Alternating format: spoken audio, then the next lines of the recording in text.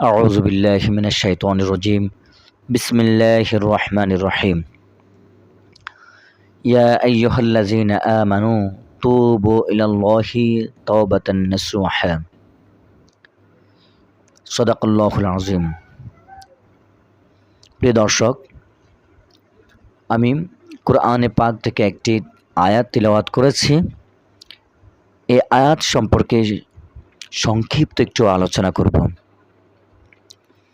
ধৈর্য সহকারে ছোট এই আলোচনাটি শোনার জন্য আপনাদের প্রতি বিশেষভাবে অনুরোধ করলাম।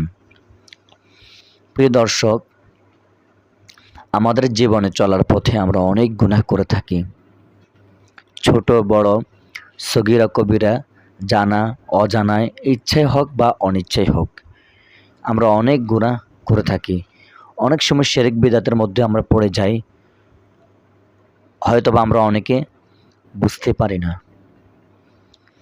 এই সকল গুনাহ নিয়ে যদি কেউ কবরে যায়, তখন প্রথম অবস্থায় কবরে তার জন্য শাস্তি শুরু হয়ে যায়। মানুষের মৃত্যু কখন হয় কেউ জানে না। এজন্য বলা হয়েছে কুল্লু নাফসিন যায়িকাতুল মাউত, মৃত্যুর স্বাদ সকলকেই গ্রহণ করতে হবে। এই মৃত্যু থেকে কেউ বাঁচতে পারবে না। এজন্য আমাদের সকলের উচিত আল্লাহর কাছে খালেস দিলে তওবা করা।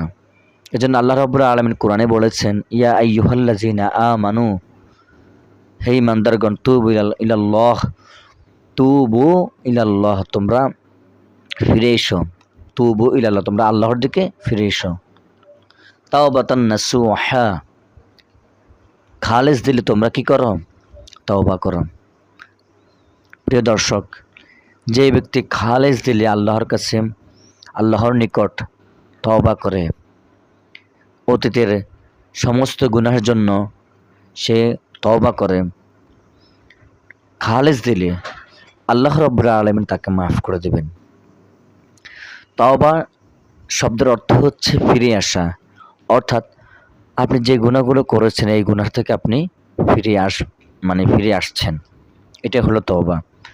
আর তওবা খালেস দিলে করতে হবে। আপনি একবার তওবা করলেন, আবার সেই গুনাহটা করেছেন, আবার তওবা করলেন, আবার সেই গুনাহটা করেছেন, তাহলে এটাকে খালেস দিলে তওবা হচ্ছে না। এটা হচ্ছে আল্লাহর কাছে আল্লাহর সাথে বাটপারি করা। এজন্য এগুলো করা যাবে না। খালেস দিলে তওবা করবেন, হে আল্লাহ, আমি অতীতে যে গুনাহটা করেছি, আমি এই গুনাহটা কখনো আর করব না। আমি মন থেকে আল্লাহ বলতেছি, আল্লাহ আমি এই গুনাহটা কখনোই করব না।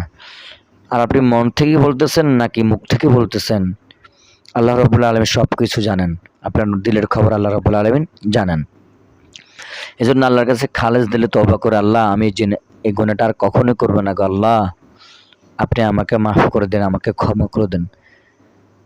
এগুলো বলতে বলতে আপনি কান্না করবেন আল্লাহর দরবারে। আপনি কখন করবেন? যে কোনো নামাজের পরে। হয়তোবা অনেক সময় অনেকে দেখলে হয়তোবা ইতস্তত হতে পারেন। এজন্য নীরবে নিস্তব্ধ একটি এলাকায়, নিস্তব্ধ একটা জায়গার মধ্যে, এটার মসজিদে সবাই যখন চলে যায়, নামাজের পর আল্লাহর কাছে কান্না করবেন। কান্না করে দু চোখের পানি ছেড়ে আল্লাহর কাছে তওবা করবেন। আল্লাহ রাব্বুল আলামিন আপনার জীবনের সমস্ত গুনাহগুলো মাফ করে দিবেন। সুবহানাল্লাহ। যদি কান্না না আসে, চোখেতে পানি না আসে, তবে কান্নার ভান ধরে আকুতি মিনতি করে আল্লাহর কাছে তওবা করবেন। ইনশাআল্লাহ আল্লাহ মাফ করে দিবেন। যদি আপনার চোখের পানি ছেড়ে মাফ চান, যতক্ষণ পর্যন্ত আপনি পারেন আল্লাহর কাছে কান্না করে মাফ চাইবেন। মাফ চাওয়ার পরে দেখবেন আপনার শরীরের ভিতরে একটা অনুভূতি, ভালো লাগা অনুভূতি কাজ করবে। আর যদি দেখেন ভালো লাগা অনুভূতি কাজ করতেছে, শরীরটা হালকা হয়ে গেছে, মনের ভিতরে আলাদা একটা প্রশান্তি সৃষ্টি হচ্ছে, মনে করবেন আল্লাহ রাব্বুল আলামিন আপনার দোয়াটাকে কবুল করেছেন হয়তোবা। আর যদি কবুল করে থাকেন, তাহলে আপনার জীবনটা ভাই সার্থক। এজন্য মাফ, দুনিয়াতে থাকা অবস্থায় মাফ চেয়ে নেবেন এবং বাকি যে সময়টা রয়েছে হায়াত রয়েছে, এগুলো আল্লাহর হুকুম আহকাম এবং রাসূল করিম সাল্লাল্লাহু আলাইহি সাল্লামের সুন্নত তরিকা মতো জীবনটাকে পরিচালনা করবেন। ইনশাআল্লাহ দুনিয়াতে শান্তি পাবেন, মৃত্যুর পর আপনার জন্য জান্নাত ফরজ হয়ে যাবে। আল্লাহ রাব্বুল আলামিন আমাদেরকে উক্ত আলোচনাটি বোঝার তৌফিক দান করুক এবং পাশাপাশি আমল করার তৌফিক দান করুক। আমিন। আল্লাহ হাফেজ।